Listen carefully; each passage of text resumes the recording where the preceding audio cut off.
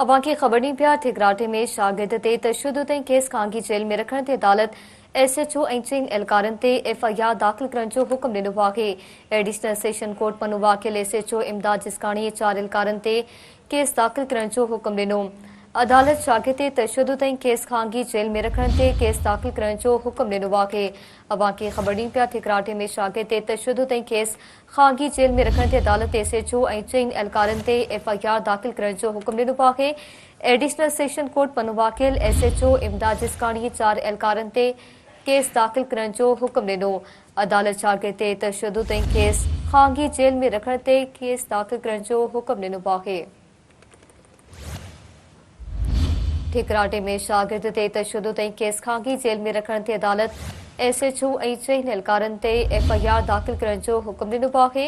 Additional session court पनु Vakil SHO इमदाद जिसकाणी ऐं 4 एहलकारनि ते केस दाख़िल करण जो हुकुम ॾिनो। तफ़सील मालूम कंदासीं ठिकराटे में सिंधी न्यूज़ जे रिपोर्टर मजीद महर खान। जी मजीद, आगाह कजो।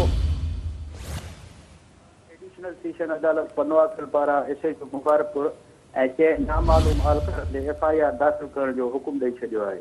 मां खे ॿुधाईंदो रहां त 5 ॾींहं अॻु SHO मुबारकपुर इमदाद जिसकाणी पारां शागिर्द शेर मोहम्मद महतम उर्फ बबलू महतम के शहर में खंबे निजी टार्चर सेल में रखी मथां सख़्त वहशाणो तशद्दुद कयो ऐं जंहिं वाक़े जो एडिशनल सेशन कोर्ट पनु वाकिल पारां SHO मुबारकपुर इमदाद जिसकाणी सुमाइट 4 नामालूम एहलकारनि मथां केस दाख़िल करण जो हुकुम ॾेई छॾियो आहे। मुतासिर शागिर्द शेर मोहम्मद पारां पंहिंजे वकील हाजी खान सुबरो मार्फत अदालत में दाख़िल करायल पटिशन ते अॼु कोर्ट सगोरी फ़ैसिलो ॿुधाईंदे SHO मुबारकपुर ऐं 4 एहलकारनि मथां शागिर्द खे गैर क़ानूनी हिरासत में रखण ऐं तशद्दुद करण जो केस दाख़िल जो हुकुम ॾिनो आहे।